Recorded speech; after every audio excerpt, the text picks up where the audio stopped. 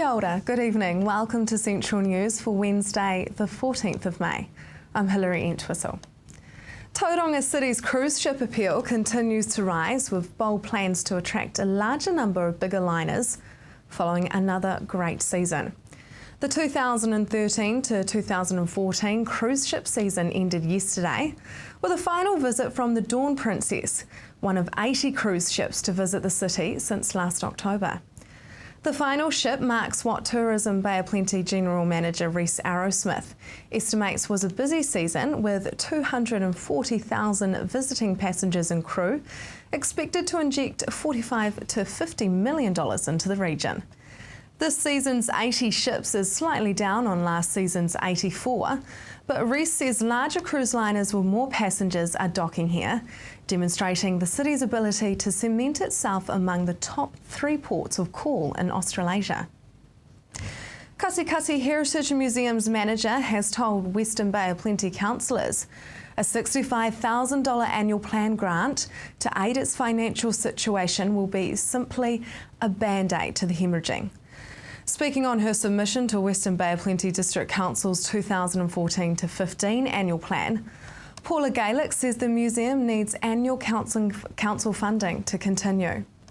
Paula also told councillors collections in the museum would probably have to be gifted back to owners if the facility does fold under financial pressure. Waikato people are being asked to keep an eye out for a rust-like fungus which could kill off iconic native trees in New Zealand. Fears of myrtle rust being blown over to New Zealand from Australia have been heightened by news that Australian butterflies have been sighted recently in the Bay of Plenty. It's thought they may have been blown over by Cyclone Eta. The Ministry for Primary Industries has warned this could indicate the prospect of more such sightings of potentially airborne Australian organisms, including spores such as myrtle rust. This fungus can damage Pohutukawa, Manuka and Rata, as well as some commercially grown exotic species. The identifying sign of the disease is powdery bright yellow or orange-yellow bumps on actively growing plants. Leaves may become buckled or twisted and die off, and severe infections can kill the host plant. A high-calibre group of experts has been appointed to help provide crucial information on the way forward for managing water quality in the Waikato and Waipa River catchments. The appointments to the Technical Leaders Group, TLG, are part of the Healthy Rivers Plan for Change, Waiora He Ruatoki Huruataki o Whakapaipai Project's Technical Alliance. The plan change will help to restore and protect the health of the Waikato and Waipa rivers, as required by the vision and strategy for the rivers, and will set targets and limits for land-based activities as required by the National Policy Statement for Freshwater Management. Now for the marine forecast for Thursday. West Coast Raglan southwest 25 knots with rough seas easing later on Thursday, 15 knots and a moderate southwest swell.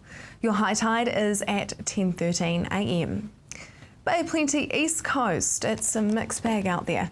Southwest 15 knots but 25 knots gusting to 35 knots in the west, rising to 25 knots gusting 35 knots everywhere in the morning, then easing to 20 knots in the afternoon and to a southerly 15 knots in the evening. The sea becoming quite rough everywhere for a time in the morning and the afternoon.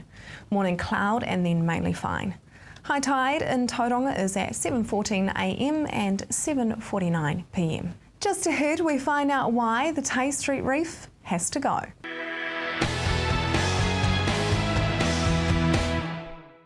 Welcome to Central News on TV Central. In August 2000, consent was given by the Bay of Plenty Regional Council to build a $1.5 million artificial reef. The reef was built from 2005 to 2008 with donations from the public and community funding groups.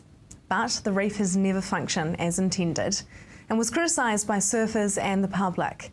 The decision has been made to remove the artificial reef from Tay Street. I spoke with the council to find out how they came to the decision that the reef has to go.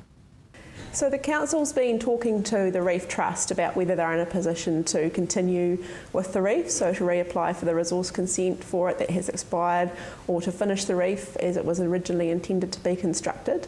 They're not in a position to do that, so the Regional Council contract got a independent investigation into the condition of the reef, and to get an opinion on what future options for the reef would be. They were status quo, so could we leave the reef where it is, as it is? Did the reef need to be removed partially or in whole, or was the could an option be to complete the reef? So that report looked at those options and made a recommendation that partial removal of the reef was appropriate in the circumstances. What were some of the findings in that report? What environmental issues is it causing? So essentially the report had two findings. The first was that the reef was never completed to the extent that it was intended originally. So the reef was never constructed the way it was intended originally. And the other finding was that the reef had some effects on the rip, sandbar and wave formation in the area that could affect swimmer safety. So it made those patterns and currents a bit more unpredictable than they are. Than was anticipated originally. So all beaches always have rips, bars, wave patterns, but the report found that the reef actually makes those a bit more unpredictable and harder for swimmers to manage, to understand. Was that not looked at before the reef was constructed or given consent? So it wasn't an anticipated effect of when the reef, there wasn't any reefs to consider in terms of what would happen when the reef was constructed. So the effects were assessed on the basis of modelling and professional opinions about what would happen once the reef was constructed, because there was no sort of real life example. And so that wasn't anticipated, but that is what has transpired. One of the findings was that the reef has caused unanticipated changes to the coastal process. What does that mean? So yeah, that's about the wave patterns and the rips and the sandbar formations in the area of the reef. So it's just made those more unpredictable. Obviously, as I said before, they always exist in a coastal environment, but it's just made them more unpredictable and hard for a swimmer to envisage, I suppose. And so they do increase the risk to swimmer safety in the vicinity of the reef. For more information on the removal of the artificial Tay Street Reef, you can visit the Council's website, boprc.gov.nz. A love of Japan, the Japanese culture, and a desire to share their extensive collection of Japanese books has seen one woman and her partner open a library in their own home. Gillian York has over 3,000 books in her Japan library, Puka Puka, which is situated in her home in Mackay Town and is open to the public by appointment. Anne-Marie spoke with Gillian to find out more about this unique venture. Gillian York, welcome to Central News.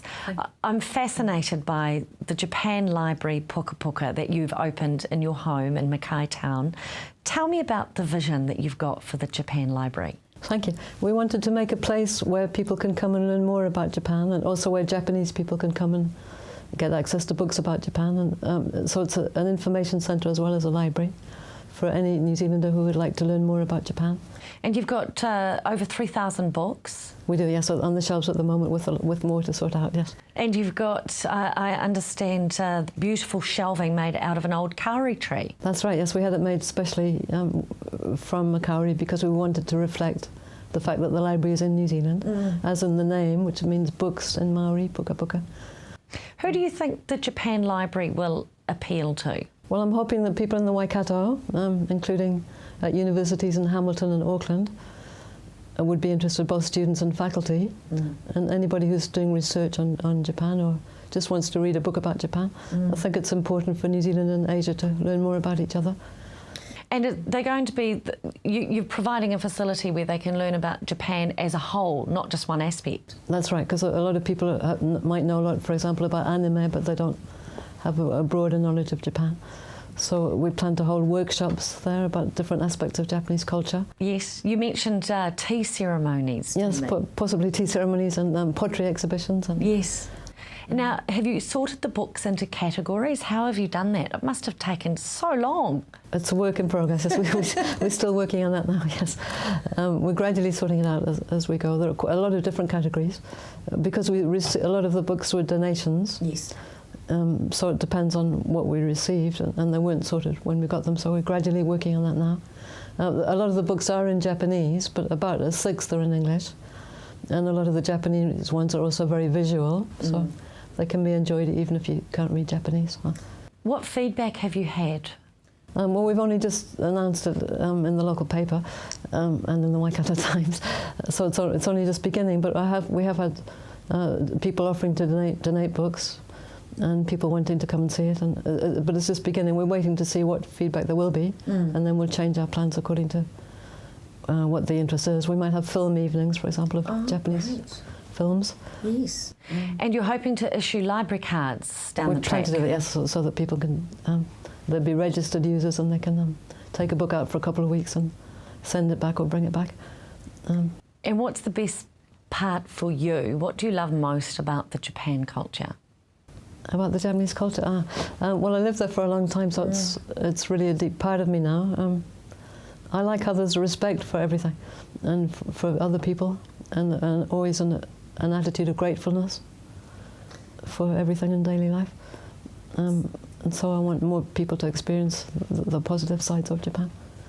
If you would like to make an appointment to view the Japan Library, please email japanlib@gmail.com. Coming up after the break, game bird hunting and what you need to know for your area.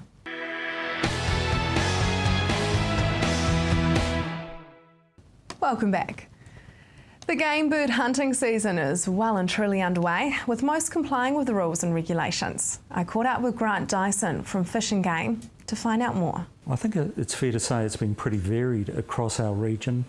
You know, some areas have hunted well. I think in particular Thornton in the Eastern Bay of Plenty, hunters got their bag limits on opening morning. In some other areas like the Rotorua Lakes, things have been tougher, as we predicted in fact, based on the bird populations. Has the wet weather affected where people hunt? Yes indeed. In the drier conditions earlier, we were tipping that the birds would go and sit on the bigger bodies of water like lakes and rivers because some of the smaller ponds would have been all dried up, especially where there were drought conditions in some parts of our region. But of course, with all that rain, you get small ponds quickly filling up and some vegetation sprouting and providing food for ducks. So things will have changed in a lot of areas. Doesn't sound like everyone was complying with the law in the Wairoa area.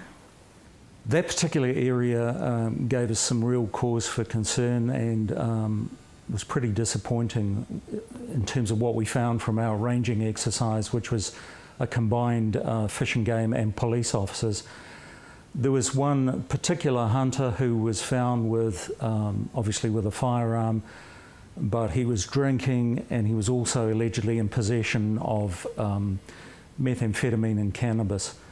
So, I mean, I'd have to say that that's got to be an isolated incident, and most of the hunters we talk to are complying with all the rules and regulations and doing the right thing. So it has to be put in context. Nevertheless, it's obviously pretty alarming, and he will no doubt feel the full force of the law because it's now a police matter. Have most other people complied in other areas? Are there other incidents? Can't say that most others have complied because we have seized quite a number of shotguns, both in the eastern region and Auckland Waikato. A lot of these seizures have related to breach of the rule that says that you can't hunt within 200 metres of water with lead shot. And lead shot has been banned for some years now for very good environmental reasons. And so if hunters are caught with it, they lose this ammunition immediately, and then they're facing, you know, an infringement. So that is one major reason for the seizures. In other cases, there have been the odd hunter who hasn't had a game bird licence, or indeed some who haven't had a firearm licence, because of course you can't hunt without having both. And most people we've encountered have had game bird licences, but one or two have lacked the firearm licence. So of course then they're in trouble with the law. For further information on licences, bag limits and other regulations, visit fishandgame.org.nz. The Waikato District Health Board has recently released options regarding the future of Rhoda Reid birthing unit in Morrinsville. Anne-Marie spoke with Ali Thomas from the Piako Maternity Action Group to find out what the options are and what they mean for the community. Ali Thomas, welcome back to Central News. Now, we're talking the Rhoda Reid maternity in Morrinsville. The DHB have come back after reviewing all the submissions. What have they come back with? They've come back with basically giving the community a little bit more time to organise other options for providing maternity care in the area. So they're still very firm that they do not wish to continue to fund it, but they're giving us time, keeping the unit open to allow any parties to put together an expression of interest to provide one of three services. One is labour and birth and postnatal care, such as we have now. The other is a postnatal care facility only, where the ladies would have to birth in Hamilton and transfer back to Rhoda Reid. Or just a labour and birth facility where they would have to either go straight home after birthing or transfer to a birthing unit in Hamilton for their postnatal stay. Whilst it is sad to see Rhoda Reid close and the DHB have basically put it back on the community to fund it, is this also a positive outcome in the sense that it's an opportunity? It's an opportunity for perhaps Plunkett, St John's, all the health providers in Morrinsville maybe to come together, and instead of maintaining all their different buildings, is this an opportunity to come together under one roof? It certainly could be an opportunity, yes, an exciting opportunity. It could also bring services into the area that aren't available at the moment. Right. You know, a lot of services you have to go to Hamilton for, and those could become available in this area. What types of services would they be? Well, there's breastfeeding, lactation services. I mean, Mothercraft, there's only one unit in Hamilton, and it's always, there's a waiting list for that.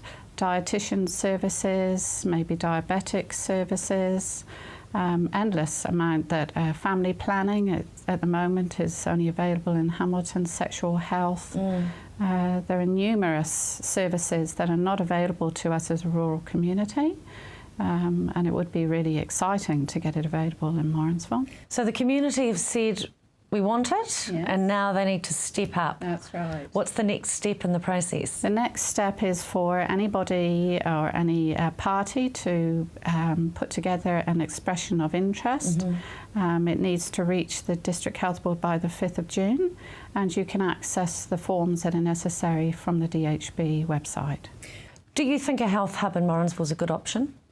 Definitely. I mean, it's an exciting option because it could bring in more services, as we've said, and it could also spread the cost of providing both maternity and other services to the rural community. So definitely. I have no doubt that the Matamata Piako area will get behind it. The history shows that if there's a cause to be fought, they'll fight it. Yes, well, they certainly have already voiced their opinions. You know, we had 2,500 signatures on a petition within the space of a fortnight. And the public meetings were definitely, we had some very strong feelings felt that this unit needs to stay open. So hopefully the community will get behind us. Ali Thomas, thanks very much. Thank you. For more information on the submission process, go to waikatodhb.health.nz or the Piako Maternity Action Group Facebook page. Stay tuned as after the break we find out what is coming up in the Bay of Plenty.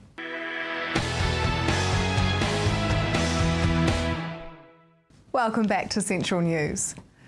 Creative Beat has been around for a couple of years now. It's the free mag from Creative Tauranga to let you know what is happening in the art scene around the Bay of Plenty, whether it's music, literary arts or traditional gallery exhibitions. But as of this month, something exciting has happened with Creative Beat. Yes, well, with everything going so steadily towards social media coverage, we've designed the magazine now so that it's a flip book, so it's pretty attractive to read online now. So you can get that on our Facebook page every month. It comes out on the first of the month, and on our website, and we have a regular newsletter out to the people that are on our database that'll give you a direct link to the magazine. So a bit flash for us, very nice. Now there's a bit of a project competition happening, but it involves dance. Tell me about that. Well, every year they put on the project competition. It's nationally recognised, and urban dancers from all around the country attend. It's 2 nights, the 31st of May and the 1st of June, about 6 o'clock I think, at Bethlehem Performing Arts Centre. It's a fantastic night out. You see amazing kids of all ages just giving it everything they've got in urban dance. It's about creativity, it's about attitude. They put in months and months of strenuous training towards it. I'm getting very familiar with that now. My daughter's just taken it up, so it'll be a great couple of nights. It's quite cheap to come along and watch. You can find details about that on our website and in the magazine. So it's a great night out. Good family time too. Everyone in a family enjoys it. What's happening in the music scene this month, ladies, in Tauranga? Oh, there's lots happening in the music scene, really. It's a bit of check out our magazine and look at some of the local musicians that are producing EPs and putting clips up on YouTube, that side of things. Quite a bit happening in the local bars and around. Tauranga Art Gallery's putting on different musical events now, so worth watching their website as well. I think they've got the Divine Divas this weekend, which should be a fantastic night out. And chosen the gallery this month. This month we're really lucky to have 2 exhibitions, one in the mini exhibition area. You can just see behind me here, this is Margaret Fair. She's fantastic artist really, because she uses a mix of media, but the pieces we've got are watercolour, oil and acrylic. And she's got such a wide, diverse range of work as well, as you can see, yeah. Then in our main exhibiting area, we've got Brian Frank and Adele Crawford Frank. They're a husband and wife team. The exhibition is called Two of a Kind, and once again, there's a huge range of media in that exhibition: pastel, acrylic, oil, yeah. So it's fantastic landscapes, abstracts. They're a wonderful couple that have been around for a long time, and it's the first time they've actually exhibited together, so fantastic, yeah. To find out more about any of the events, you can visit creativetauranga.org.nz, and you can also view Creative Beat there too. Now for Thursday's weather. Hamilton becoming fine early in the day as winds tend towards a southerly. Your expected high is 16 and an overnight low of 4. Paeroa mainly fine with a southerly. Your expected high is 17 and an overnight low of 4. The same for the rest of the Waikato too, mainly fine with southerlies. Matamata, the same for you, 15 and 4. Te Awamutu, 16 and 4. Tukuroa, 14 and 4. Bay Plenty, Tauranga mainly fine with a southerly. Your expected high is 18 and an overnight low of 8. Te Puke, the same for you, with 16 and 8 your expected temperatures. That is Central News for this Wednesday. Let us know if you have any of your own stories you would like to share by emailing us at news@tvcentral.co.nz or like us on Facebook. I'll be back again tomorrow night with more stories from the Waikato and the Bay Plenty. I'm Hilary Entwistle. I hope you have a lovely evening.